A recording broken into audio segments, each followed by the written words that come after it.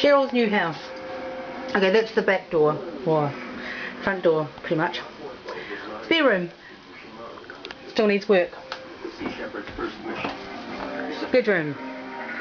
Seriously, still needs work. But, look at this. Check it out.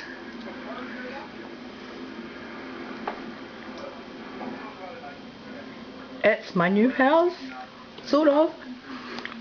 This is the new lounge. The reason it's new lounge, because half the carpet's gone. Yay, half the carpet's gone. And look at my kitchen. It's my new kitchen. Come with me. Windows. Microwave. Dishwasher. New stove, which is unlikely to be used in the near future. Pantry.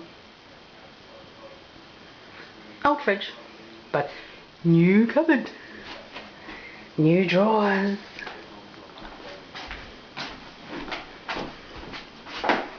New kitchen.